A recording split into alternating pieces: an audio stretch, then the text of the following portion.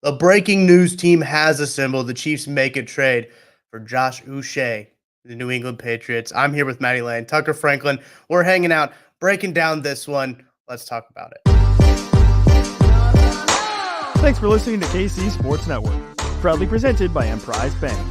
If you're thinking about starting a business or know someone who is, check out Emprise Bank's SBA loans. It's always good to know your options, and they can be your partner in possible. Brett Veach is cooking Matthew Lane as the Chiefs make a trade for pass rusher. Listed as a linebacker. Patriots on a different defense, obviously. He is an edge rusher. Josh Uche. This was, I believe, first reported by Jordan Schultz. I believe Ian Rappaport had the compensation of a 2026 sixth-round pick. Let's go. For an edge rusher coming to Kansas City. I know, I see the comments already. No jacket for me today. I don't have the jacket on because I left it at home. I know, I'm in the office, the KCSN Worldwide headquarters. Don't have the jacket, and I was working. I was not asleep before this. Matthew Lane, thoughts on the Chiefs trading a sixth-round pick next year for Josh Uche? Yeah, the Chiefs hit us with the move in normal waking hours, and I think it kind of caught everybody. It caught us all slacking. We weren't ready for this because it happened in a normal time. Where we weren't ready for this. This is a great move, right? Like I think this is a fantastic move here coming for the Chiefs.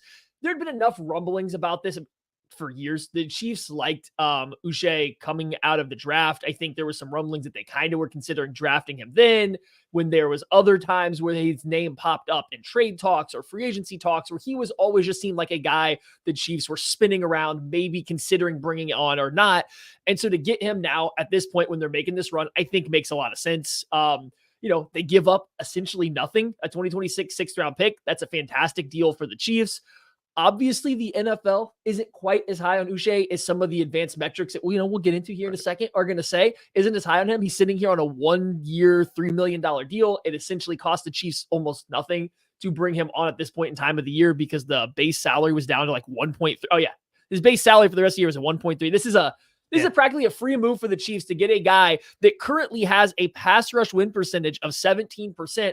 And holds the NFL or ESPN's, I believe it is, highest pass rush win rate back in 2022 at 24%. He finished the entire year. So it's just this. He's a pass rusher. He's a pass rusher, Tucker. Yeah, and I think that's the big thing. Pass rusher coming in here. A guy who's, as you mentioned, maybe the rest of the NFL wasn't like too high on, and I think is very interesting of teams that might need a pass rusher more than the Chiefs, like the Detroit Lions, a team that's probably making a title push here.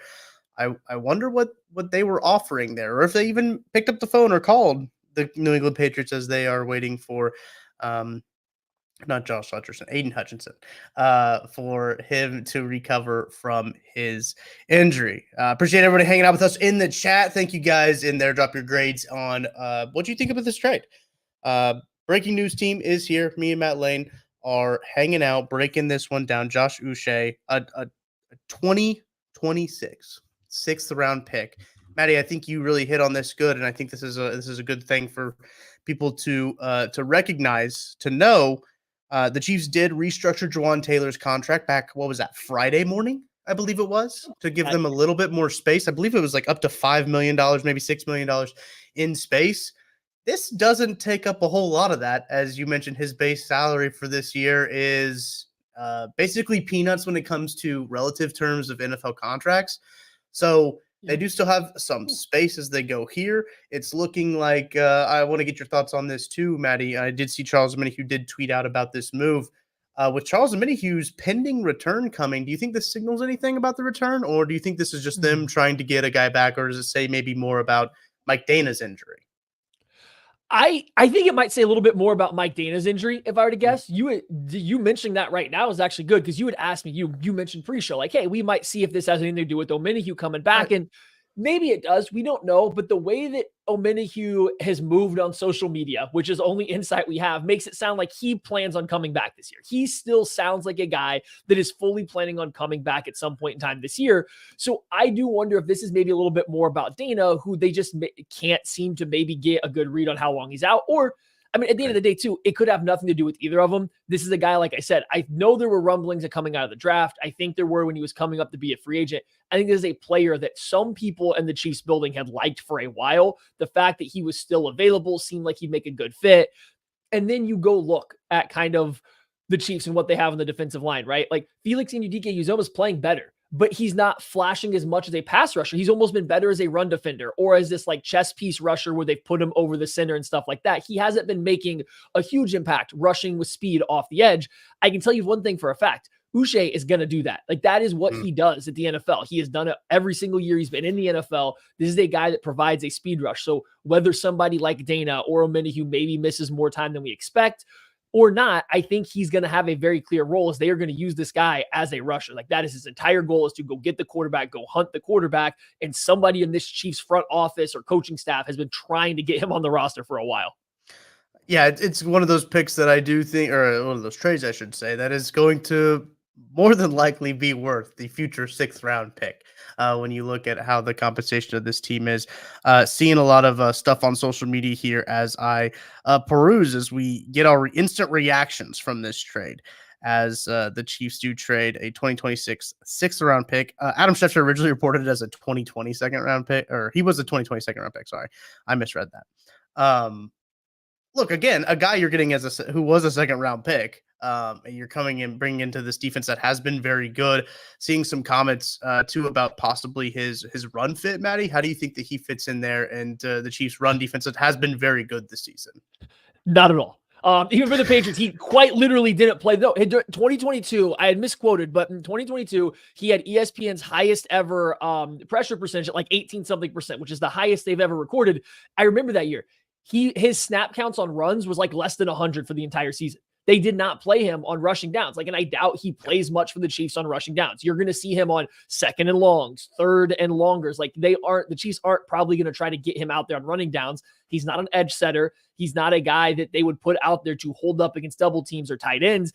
In fact, if I even go back to the Chiefs coming out of the draft when they were interested in him, I would almost be willing to bet they were more interested in him as a Leo Chanel type player than they were as a pure edge rusher, as a guy to play off ball. Because if we remember him coming out of Michigan, there was that idea of like, how do you use him? Is he a rusher? Is he an off ball guy? Does he have to go to a 3-4 team? So I don't think they plan on really using him versus the run. I think he is a guy that's going to come in for exactly one role, and that is to go get the opposing quarterback. And he's been really good at that, in his time in the NFL. So I don't think there's any impact, like regression or anything of the Chiefs run defense because of this. If anything, it just gives them like a legitimate speed threat up the arc, which I don't think they've had, because like Felix, while he's getting better, hasn't quite been that at the NFL level yet. I do think it is an interesting move that they do. Sorry, Mr. 19 not wearing the blazer. I apologize. Wasn't ready for it because, as Maddie mentioned, this trade happened during normal business operating hours. So I didn't think that the Chiefs would actually do something. But they did. And they do trade a 2026 6th round pick for Josh Uche. I had to practice that one in the mirror before we hopped on here to make sure I didn't butcher his last name. Uche, Josh Uche. Get ready for saying that one. But Maddie, so here it is. I found the snap counts even from this year. Go ahead. Uche has played 162 total snaps. 96 have been on rush, have been as a pass rusher, 38 as a run defender, and 28 in coverage. So again, even for the Patriots, they're like, "Hey, buddy, that's not your game. Let's not do that." And I assume that Spags is going to kind of go the same route. Yeah, probably so. And I kind of want to talk about like usage as well. I see some people talking about like Cam Thomas. Andrew Lee says, does this feel like a Colin move? Seems like he's been banging the drum for it. But I think one of the big things too, I feel like this might be a vote of confidence in Dave Merritt, right? When you're going and adding an edge rusher, and maybe corner was the position that I might have thought the Chiefs were going to go after a little bit more, with obviously no direct inside intel, but just feeling it looks like that they could have probably acquired another corner just to have some bodies in that room, because the bodies are going down. You got to have some guys back there to play it. Any thoughts on adding an edge instead of a corner, Maddie? It sounds like this move was kind of starting to get rolling probably in talks a little bit around when or right when Jalen Watson got hurt. So I don't know if it was like specifically, they would have had to back, I think, out of this talks entirely to go start looking at corners. Who knows what corners are available? So yeah, if we were to step back and look at this team and say, hey, we can get you a rotational corner, a good rotational corner or a good rotational edge rusher for the same draft capital, what would you prefer? And we might all lean corner. But man, I look at this draft compensation. You're getting a future 6th round pick. I don't know if you're getting a cornerback as good at football as you are getting a pass rusher for that with Uche here. So yeah, corner probably preferred, but I think that just the price tag and what he brings to this team makes a little bit more sense. And then you look at it the other way. What's the best way to like cover a receiver in the NFL, right? Sacking the quarterback's a pretty good way to cover a wide receiver. So if you can't get a starting caliber corner, which is what everybody wants, right? Then you might as well just get somebody that helps get a quarterback on the ground. So that way, the Najee Johnsons, the Joshua Williams, the Christian Roland Wallaces aren't having to be, covering for as long in the rep. I do think it's an interesting flaw. This Chiefs defense has been playing out of their minds. And you're going to be talking about that later on the KC Laboratory with a special guest on the KC Laboratory. I guess you guys are just going to have to hang out and see who that special guest is going to be. But actually, fun. As we are recording this live stream, I'm sure people are listening to this podcast after the fact. Appreciate you guys hanging out with us if you are watching live. The Chiefs are doing a press conference right now. Like this is their normal Monday press conference. And Andy Reid was asked about the injuries, number one, that they had with Jody Fordson. He said he suffered a right knee injury, actually, is what he said. It looked like it was more like lower than that. I thought it was like they had said knee right after the game too, so gotcha. I don't know. Well, the fact that I wasn't on the post-game show is clearly showing right now. Nick Jacobs did tweet out that Chiefs head coach mentioned that the team is trading for Josh Uche during the press conference. So that should be becoming official very shortly. I assume that if Andy's talking about it, it's a great move there. I like what you said about the getting the pass rusher for the price. I don't think you can get the corner at the same price. The Chiefs defense is stacking up. Jinx tweeted Spags' new NASCAR alignment of George, Chuck O, Chris Jones, and Uche. Oh, that should get you excited there. Well, and here's another fun little connection too. Like I said, I do know there was interest in Uche coming out of the draft, and whether that's a scouting department or coaches, we don't know. Somebody had mentioned like Colin being a guy maybe pounding the table for it. What about Brendan Daly? Right? Like we already don't know for sure if this guy's a D end or a linebacker, but look at Brendan Daly. He's been around since Uche was coming out of the draft. He's a guy that's also was in New England for a long time, the team that he was playing for and having success with, and probably is going to share some similarities to what he prefers, his coaching style and stuff like that. So Daly might have been one of the coaches really, pounding the table. And you got to remember, he was the D-line coach. Now he's linebackers, but still like he's going to have some crossover there, especially with a guy like this. So it's just, I wonder if he's one of the guys that's been up there, talking about it. I know he was big on Mike Dana when they drafted him. He had actually marked him the year before. So, there's a chance that Daly is a guy that is also involved in the, not recruiting, but like trying to make sure he gets here. So I'm just intrigued how the Chiefs use him. I think there's clearly going to be a plan just based on how long that they have been intrigued by this type of player or this guy. I wonder what they're going to do. That NASCAR package sounds great. He's a guy that you can move around. You can stand him up over the center and a B gap out wide. Like you can do a lot of different stuff with him as a rusher, with Chris Jones and Wartner moving around. We've seen Karlaftis and Felix move around. Like the Chiefs are getting quite the funky defense going on up front. Yeah. And I think that's a good way to distract from some of the injuries or departures they've had on the back end.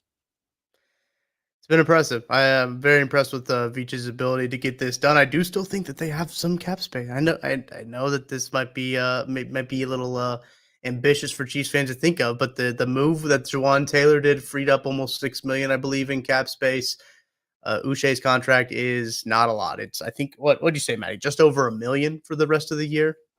Well, it should be. I mean, okay, listen, I'm not a great contract guy. So the way my brain breaks this down is I see the base salary and I assume that is what is remaining for the year if he is traded. Now we got to remember we're halfway through the year. So if the base salary is $1.3 million and we're halfway through the year, essentially, That's like nothing. We're looking like from, as far as I know, that's like what 750-ish, a little less, 700,000 for the Chiefs to be on the books for or whatever. Like that's the way my brain does it. I'm assuming that there's probably a little bit more to it than that. I don't claim to ever understand cap stuff whatsoever. I just know the Chiefs had made enough space to make another move, and I don't even think Uche really eats into that. Do I think a third move is coming? No, I don't. Right. I think that's just safe. That's just safety net money. Right. But I'm pretty sure he doesn't really impact the Chiefs cap space whatsoever.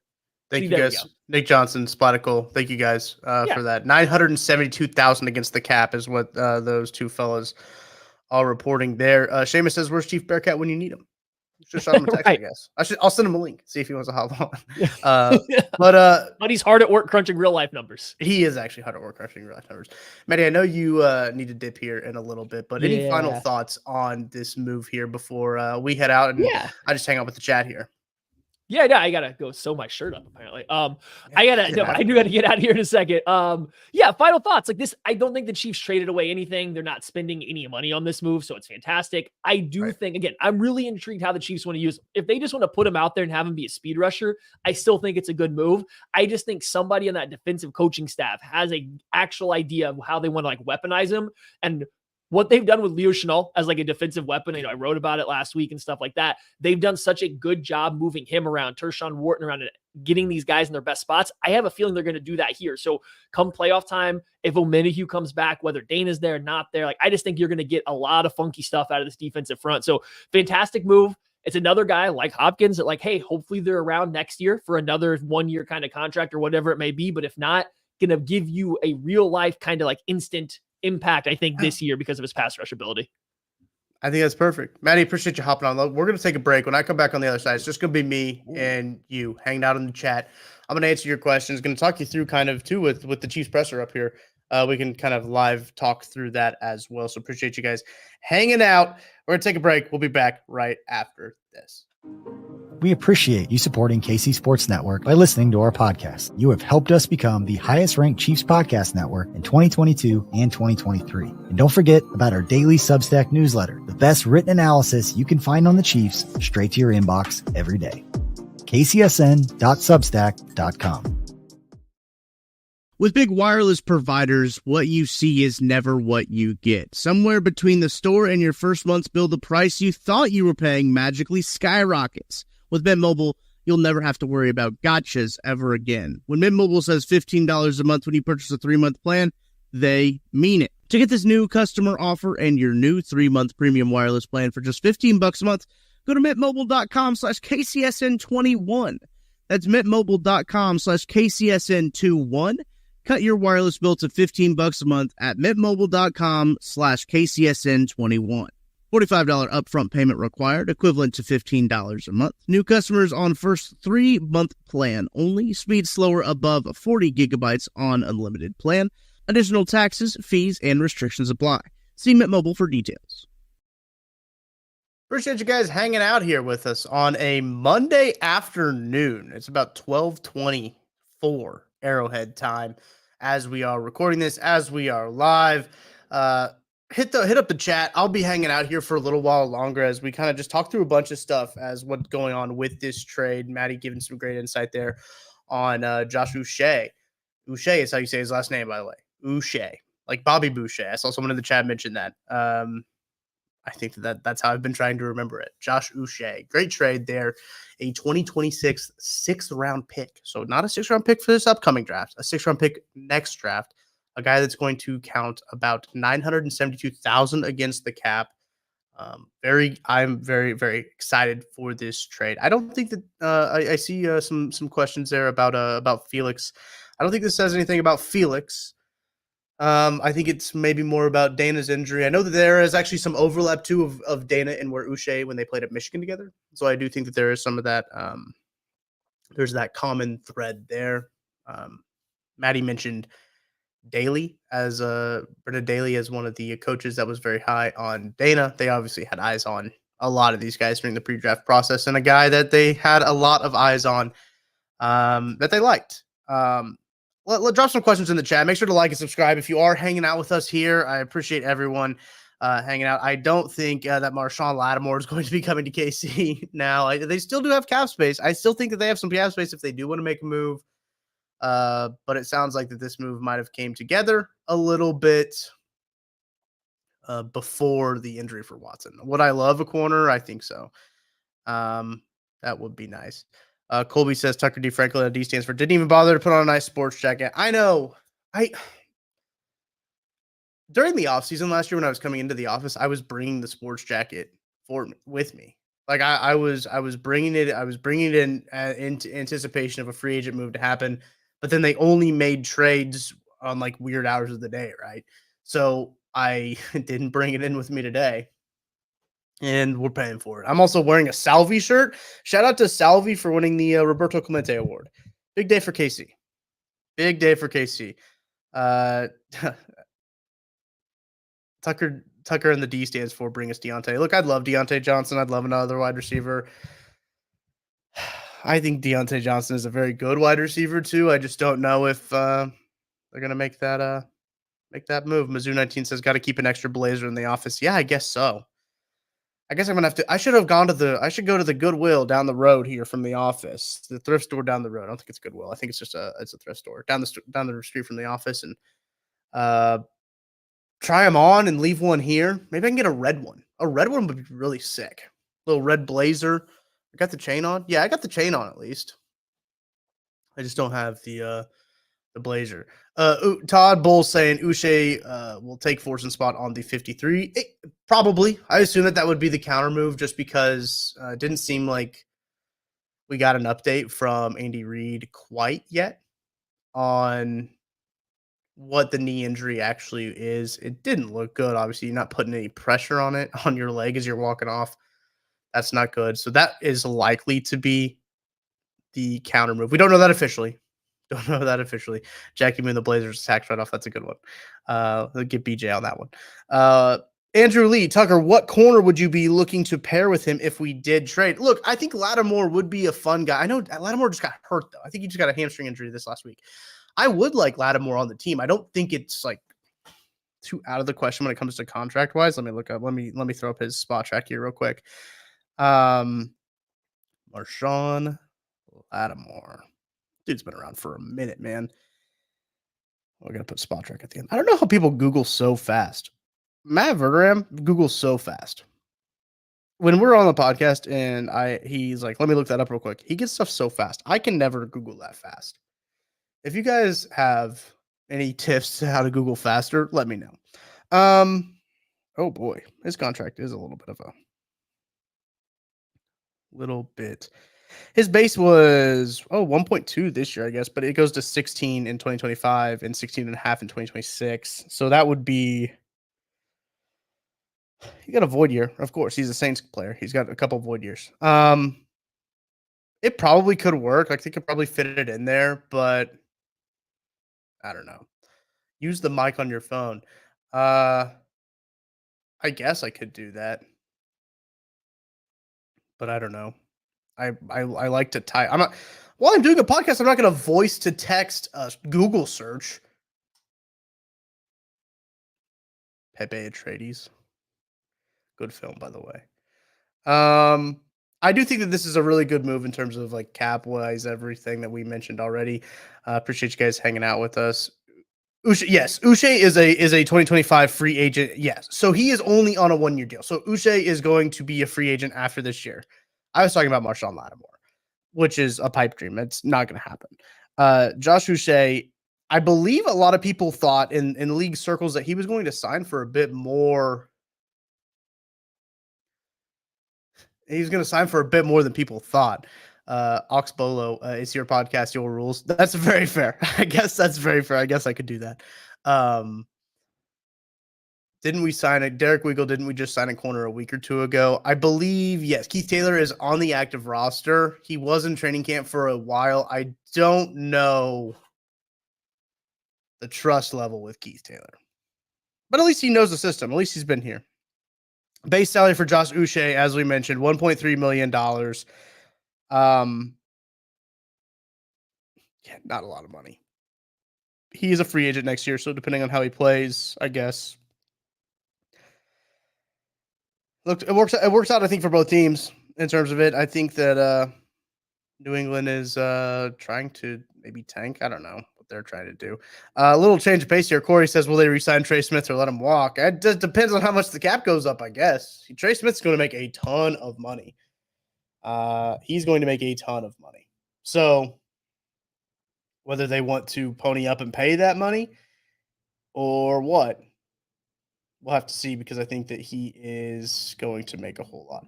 Shout out Paulo Luis Santos. Shout out from Brazil. It's insane to think that the D will get even better with Minihu back as well soonest. Yeah, that was my first thought actually with this move was, how does it impact? What does this mean about Charles Omenihu? But I do think, as I started to ask that question to Maddie, I started to think maybe this has more about Mike Dana's injury. This is the second, maybe third injury Mike Dana's had. I think he might have had one during the training camp, but then he had the calf, and now it's a pec injury that he missed this game with. But it's going to be interesting to see how that all kind of fits in, how these pieces fit in. I would love all those guys to be healthy at the same time. I think that would be awesome. Uche brings something different, as Maddie mentioned before already in the podcast and the stream. If you haven't seen that, go back and listen to what Maddie had to say about Uche. He's a big fan of his play style, following him since he was drafted in 2020. He's a second-round pick out of Michigan. He did play with Mike Dana a little bit, so those two guys have a little bit of a history together, at least in that room. But I do think that bringing him in, I worry it might say something about Dana's injury that I don't want it to say. But look, the defense, man. The defense is playing amazing. Like, they might be the best defense in the NFL, and I still think they could be underrated when you're saying that. Like, they have been playing very good. They've been a huge reason that this team has won 13 straight games. That the huge reason that they're 7-0 right now. I think that's massive what this team has been able to do on the defensive side of the football. But they make another move for a 2026 sixth-round pick. Again, 2026, not this upcoming draft, the draft after. Sixth-round pick. Incredible. Oxbolo, the D is the best. You're right. Look, overlooked and disrespected. Very much agree. Good to see everybody hanging out in the chat. Richard, I know. I failed everyone, Richard, on the live stream. Blazers at my house. I need it for tonight. I'm going to a nice event tonight, so I needed the blazer, so I left it at my house. No blazer. I got to have a work blazer, and I got to have a home blazer, apparently, for breaking news team. I'm bummed. I'm as bummed as you guys are. Kurt Kloster, have jacket will travel. Very true. I'm as bummed as you guys are that I don't have the jacket on. I am. That's it. I just need a smoking jacket and a cane. That would be pretty sick. That'd be pretty sick. Shout out Christoph watching us on Twitter. Uche, Georgia Edge, Chris Jones, and a mini Hugh lineup outside on third and long. Sign me up. Yeah, the combinations that they can use with this defensive line now are really exciting and gets me jazzed up. It's gonna get me fired up. It also makes it's also gonna make one Craig Stout pretty jazzed and pretty fired up. I appreciate you guys hanging out in the chat with us. Maybe you can see the great one later tonight.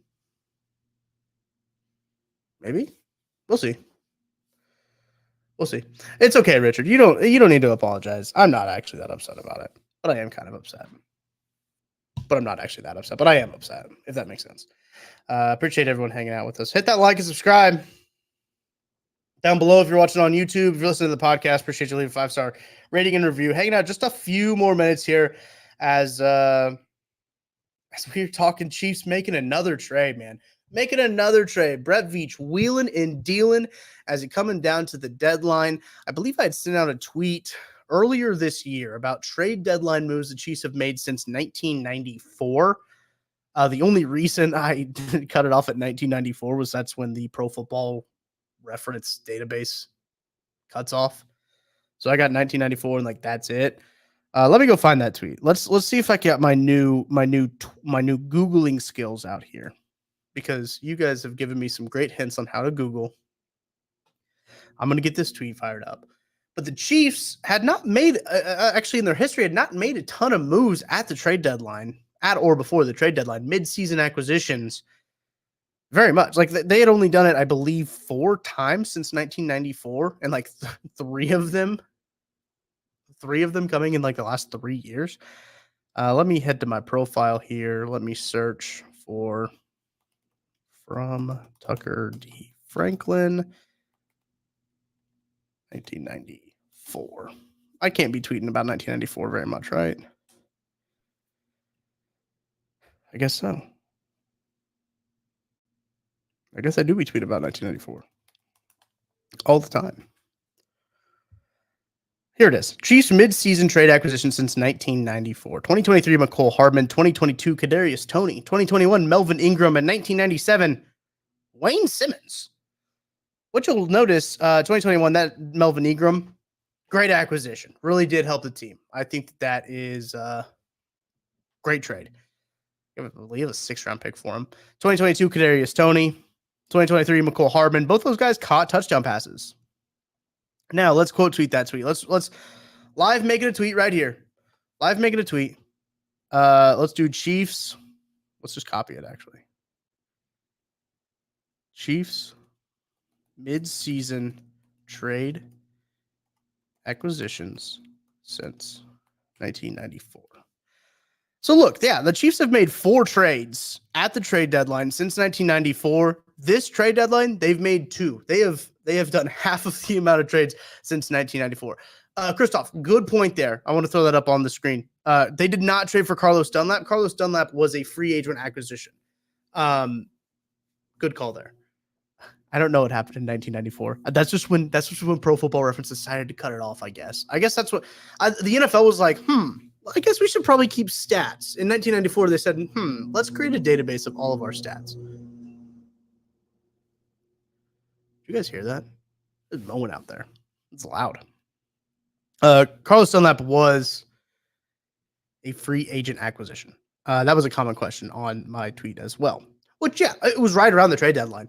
And I think it was just after the trade deadline that he was acquired. Yes, Minihue should be coming back soon. I see a lot of questions about Minihue. Yes, Carlos Minihue should be coming back soon. I'm not sure, just because of the torn ACL, and it happened like so late in the season, right? Like last year. He should be back soon. So I think pairing him with Josh Uche, this new deadline acquisition, is great. I think that the defensive line is going to be killer. And look, you can never have too many pass rushers. That's the thing now. You can never have too many pass rushers. Always have another one. And with Dana struggling with some injuries, and with this Chiefs team kind of struggling with some injuries in general, you can never have too many guys. Like, you have Malik Herring out there. You've got Felix Anudike Uzoma out there sometimes. But now bringing this in makes you deeper. Yes, Tim Reeb, he did tear his ACL during the AFC Championship game. So I believe it might have been the second half of the AFC Championship game. So it was like pretty darn late. It's pretty darn late. And he's been very he's been very open with his rehab. Richard Lampert says Uche screams Spags. I think they were in on him too. Like during the draft, Maddie said that they were in on him. They liked him during the draft, so it makes sense. Like this trade makes all the sense in the world for the Chiefs in terms of fit with the Chiefs, fit with the team. He doesn't cost a lot of money. They don't give up a lot of assets. He adds another pass rush weapon that they can use. Will he be a liability in the run game? Yeah, you're probably not going to see him on first down. You're probably not going to see him on running downs. That's fine. That'll be okay. If he just does what he does when he can, that's all you're asking for here. Getting a couple sacks, that's going to be the big thing there. Mr. Proctober, if we get Minihue for the last 2 regular season games, it's enough for the playoffs. I agree. I think he'll be back for the playoffs for sure. I do think he'll be back for the playoffs. I like the direction that this defense is in. I know a lot of people are worried about the corner position, just like the bodies there. They did sign Keith Taylor to the active roster. We'll see if he gets any sort of run. He was getting a lot of run during training camp. Chad Thomas, what's the cap hit for Uche? It's going to be $972,000. So it's not a lot. The cap space clearance for Jawan Taylor, let me double check that. I know Field Yates tweeted out that on Friday. Jawan Taylor. Let's search that up here on Twitter so I can get you guys the exact number of cap space clearance. Look, and Jawan Taylor played pretty darn well. He played pretty darn well on Sunday. This was tweeted out by Jesse Newell via Next Gen Stats. Jawan Taylor did not allow a single pressure across 28 pass blocking matchups against Max Crosby. 25 of 28 were one-on-one matchups. Crosby failed to generate a pressure on any of his 41 pass rushes, the most pass rushes without recording a pressure in a game this season. The last time Crosby was held without a pressure was week 9 of 2022. So Jawan Taylor played really well. I've been very impressed with Jawan Taylor. I know some people are still talking about his false starts and everything like that. Get out of here with that. Get out of here with that nonsense. Thought he played really well. And this is coming out after he restructured his contract. According to Field Yates, $5.3 million of cap space is what he created by restructuring his contract. I do think we need to give flowers. Thank you, Christoph, for giving your flowers to Jawan Taylor. Crosby was still wrecking shit. That is true. That is true, Jackie Moon. Crosby was still a dog. Wanya Morris also struggled with Max Crosby last year, too. Max Crosby's good at this football thing. He's good at this football thing. But yeah, look, converting his salary cap, $5.3 million of cap space, that might be one of those things, too, where I know the Chiefs, I think the Chiefs have an out next year, right, chat? You let me know. Yeah, I think Jackie Moon, I'm getting off that $20 million as soon as next season's over. Okay, so it's the year after with Jawan Taylor. So they're saying, hey, look, we won't do you dirty if you kind of give us some room this year. I think that might be a scratch our back, we'll scratch yours type of deal when it comes with Jawan Taylor. But giving him enough cap space to make the move for Josh Uche, even though Josh Uche does not have a lot of money, like they still do have room to make another move if they want to. Like they have the flexibility, but also this cap will roll over to next year as well. So like, will they make another move? I don't think so. Jackie has an irrational hate for Jawan. Spotticle says, look, I respect Jawan Taylor. I think that he got dogged on last year, and that kind of really set him back. And I think he has he's really responded this year on how he's played. I think he's played a whole hell of a lot better. Ben Polson, what is Uche, a linebacker or D end in Kansas City? He's an edge rusher. Uche's been an edge rusher. I think that listed as a linebacker in New England just because of the defense that they play, but he'll be a D lineman. He'll be a D end in Kansas City. Richard Lampert, any word if they've been talks with Smith for left tackle, or do you think they keep left tackle as is? Look, man, they got two young guys right there, so there's going to be growing pains.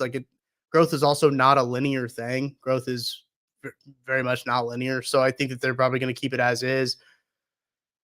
I was surprised the trigger was as quick, or the leash was as short on Kingsley Suamataia as it was, truthfully.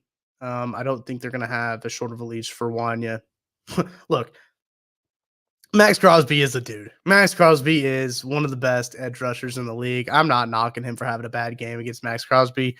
That little stretch there where he had like 3 holding calls in a row. Maybe it was just 2, but like it felt like it was tough to watch. It was one of those things that was tough to watch. It actually happened to Kingsley earlier this year. That's when they pulled him, is when they had all of this stuff. But yeah, I think he'll be I think they're just going to kind of wear it, like ride it out at left tackle. We've seen Patrick Mahomes play well with average left tackle play. If they can get average left tackle play by this from this group of guys, I think they'll be fine. I really do. They're really adjusting. I do think a lot of it has to do with Joe Thuney's recovery from his pec injury. Pec injury, tough one to rehab from, especially as an offensive lineman. You're using your pecs a whole lot as an offensive lineman. But I do think getting healthy is going to be big for that Tide. And when you have, the robot, the cyborg, Joe Thuney, playing next to you, that will help a whole lot. Let's see. I'll hang out for a few more minutes here. I'll answer some questions from the chat. Tim Reeves said Crosby's normal is just wrecking shit. That is true. It's true. The refs were picking on Wanyas from Christoph on Twitter. Thanks for watching us there. We're picking on Wanya. To be honest, those calls were ticky-tack a little bit. They were a little ticky-tack. Hit that like and subscribe button if you're watching us on YouTube. We'll be back later tonight. There will be a great episode of the KC Laboratory. Make sure you check that out. Talking defense, a lot of great defense talk going on the KC Laboratory. I was about to make that link actually, then this trade came down. But yeah. Make sure you're locked into KC Sports Network. Appreciate you guys. Oh, hey, also on YouTube, if you're watching this on YouTube, if you're listening to this podcast after the fact, you can go to shopkcsn.com. On YouTube, we have the shop up. So these are the good old days. That's what we got cooking for you right now. Go find it. Link in the description as well. Check out the designs we have. Joe Moore, a phenomenal graphic artist in Kansas City, came up with some great stuff for us to sell to you guys. And look, these shirts are awesome. They're super cool. I can't wait for them to come in so I can wear them pretty much every day. I think I'll probably wear them every day because these designs are incredible. It is on Comfort Colors as well. So if you know anything about shirts, they're on Comfort Colors. It's like the best blanks, the best shirts around. Comfort Colors. They are so incredible. Make sure to go check them out. They also have a really sick design on the back of them as well. It's like a bunch of phrases involved in Kansas City sports that make up the KCSN logo. A bunch of phrases that do that. It is really really cool design there from Joe Moore, everything he did there. So make sure to check the link in the description, shopkcsn.com. Go check it out. We appreciate the support, man. We really do. We really do appreciate the support. It is it's why I can just hang out here and talk to you guys. Maddie picked the Bills, did make it on the back of the shirt. It did make it on the back of the shirt. You guys got to go shout out Grayson for that one. Also, Craig is great, made it on the back of the shirt. All right. Appreciate you guys hanging out with us here. I'm gonna go ahead and dip off here. We got some more stuff to do. KC Lab will be great tonight. Craig will be on for those who listen all the way to the end. Craig Stout will be joining the KC Laboratory tonight. It'll be Craig and Maddie. So appreciate you guys hanging out. Chiefs trade for Joshua Uche. I saw in the chat. Shout out. He wants to be called Joshua. So Joshua Uche is going to the Kansas City Chiefs for a 2026 6th-round pick. That is going to do it for this edition of the KCSN Breaking News Team. Thanks to everybody hanging out with me, chatting. Appreciate it. We will be back soon. KC Laboratory tonight. Got to get the studio jacket. We'll see you later.